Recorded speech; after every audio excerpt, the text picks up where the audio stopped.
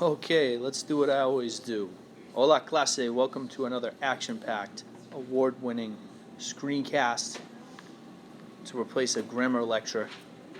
So you're gonna hear me lecture for the next 10 minutes. Anyways, but at least it's a video and it's on YouTube and you can like it.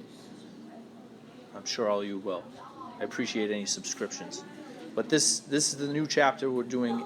It's 5.3, capítulo 5, gramática 1. And it's called in Spanish los verbos de cambio radical.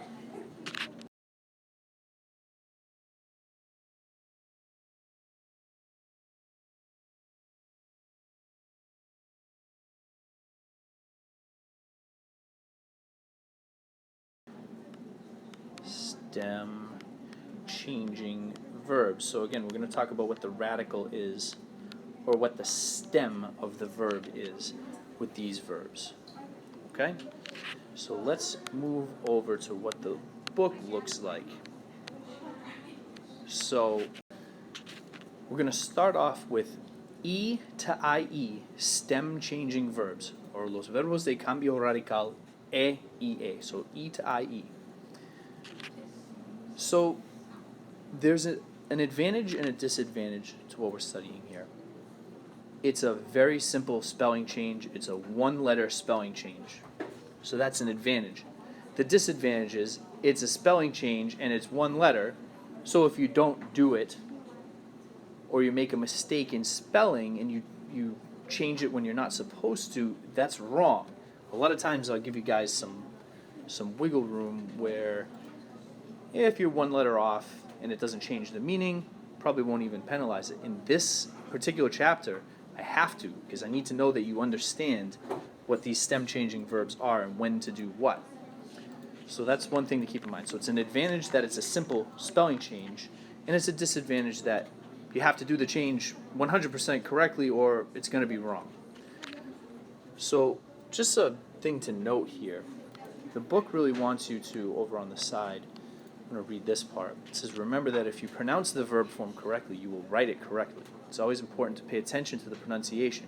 And that's true with these. If you pronounce it right, you will remember which ones have the spelling change and which ones don't.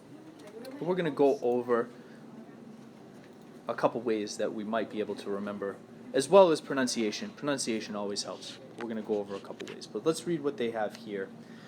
Okay, in the book explanation. Some verbs in Spanish are called stem-changing verbs. The verbs empezar, pensar, perder, querer, and preferir are examples of stem-changing verbs. Those are all on our vocab lists, and I also put them on your notes. All forms except the nosotros and vosotros forms change the E of the infinitive to IE. Well, that's a lot to process. We'll go over that a little bit slower in 1 second. The endings of these verbs are the same as those of a regular verb. So that's really the important part here. We've really been focusing on the endings of all words and endings of verbs. In this particular chapter, we're actually going to start looking at the stem of the verb, which is the part before the ending, or it's not really the conjugation ending, it's the stem, it's the part before. So that's what we're going to be looking at here. So the example that they start us off with is the verb querer, which is an ER verb. It means to want. Now it's telling us that this E in querer right here is going to change to IE. So let's take a look. The yo form, quiero, quieres, quiere. Nosotros queremos, vosotros queréis, and then ustedes, ellos, ellas quieren. So if you look, there's highlighted changes here and here, but there's nothing over here. Now I can also show you that if you draw a line around the forms that change only, you'll see that it kind of resembles a boot. It's a little bit condensed. When we spread them out, it looks a little bit more like a boot. So now you know the other name for these stem-changing verbs. They're also more commonly referred to, at least for English speakers, as boot verbs. So you might hear me talk about verbos de bota, which are boot verbs, because if you draw a line around the forms that have this stem change, it looks like a boot. So the nosotros and vosotros forms do not change with boot verbs.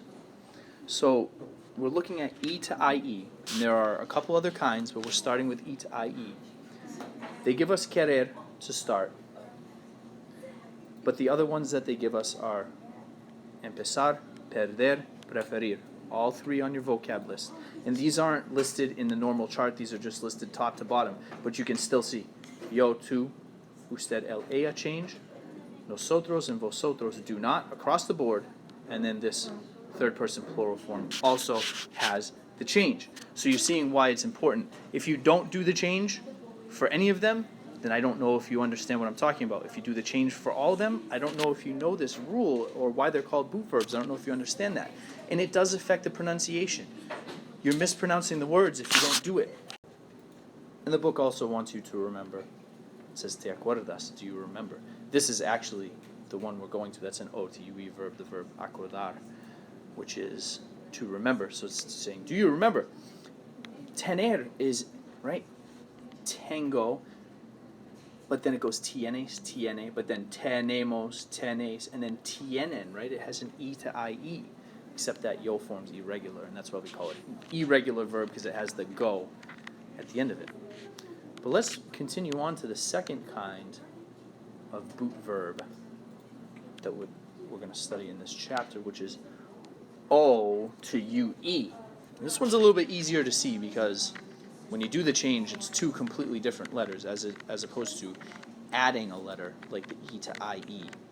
You're adding in an I, but there's still an E in here. This one's a little bit easier to see.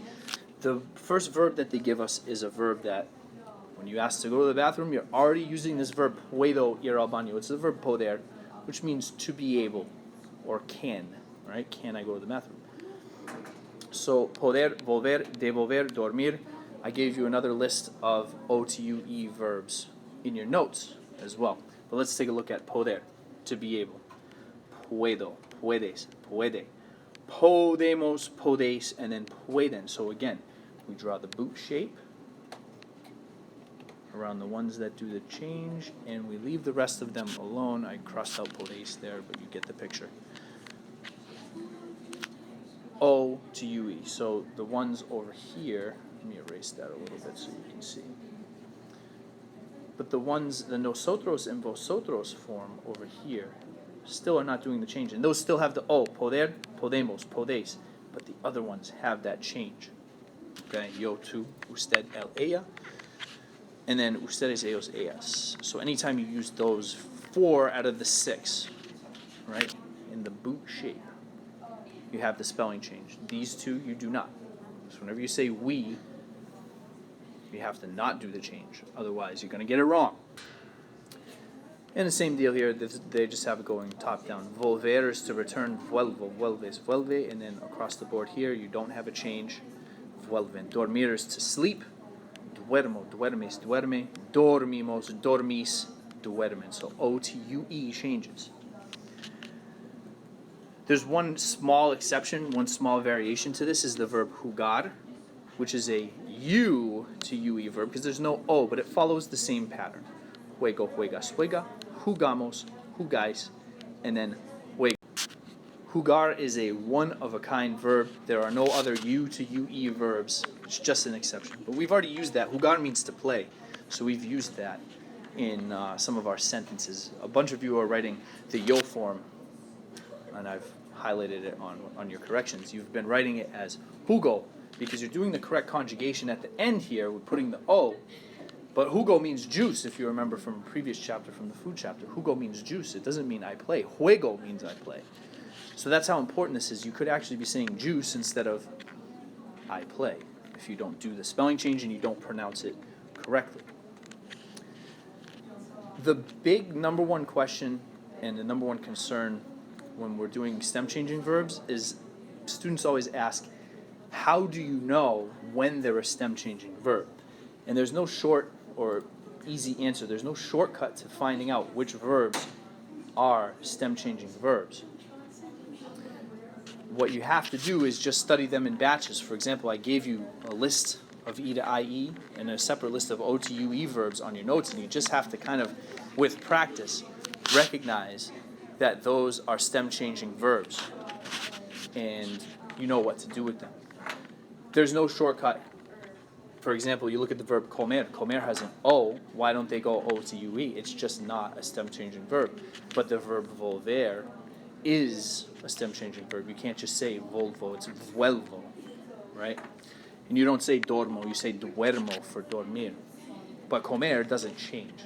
So there's no easy way. Sometimes on your vocab list, when you look at it, it'll have parentheses and it'll say E to IE or O to UE or U to UE or whatever the particular change is. Sometimes when you look up those verbs, they'll tell you on lists when they're boot verbs or stem changing verbs. But not all the time, it just comes with practice. The easy part is you know we're studying stem changing verbs, so basically, if it's on your list, it's probably going to be a stem changing verb in this chapter. So that's the easy part. There's one final thing I want to show you about these. And a lot of these really can be used with expressions with infinitives like we've studied before, and some of you are still really struggling with this, when to conjugate verbs and when not to. So, for example, I want to eat. Well, I just taught you that I want is quiero. Comer is to eat. A lot of your instinct, because we work so much on conjugation, is to say como. Como means I eat, but you're not saying I want, I eat. You need to say quiero comer. I want to eat. So the second verb, again, is not conjugated, and that's correct. That's supposed to be like that. Quiero comer means I want to eat. If you say quiero como, that means I want, I eat, and that does not make sense in English or Spanish. So the second verb, if you want to set up these expressions like this works for all conjugations. Do you want to eat would be ¿Quieres comer? We eat. Right, sorry, not we eat. We want to eat. Queremos comer. The second verb is not conjugated. Here's another example. I prefer to study. The yo form of preferir is an E to IE change, so we say prefiero, I prefer. And now to study is estudiar. So we don't actually have to conjugate that second verb either of these times. And now to use the verb that you're familiar with, poder. So you say, puedo hablar español.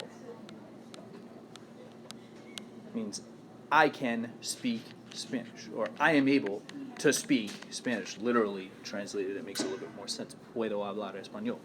So that's why when you say puedo ir al baño, and it's a question, you're saying, am I able to go to the bathroom? And that's it. I know it's a lot of information to process, but really, it's a simple spelling change. Do it when you're supposed to, and you'll be all set. Okay, if you have questions, please ask in class. Don't forget to fill out your notes, turn them in, y hasta luego.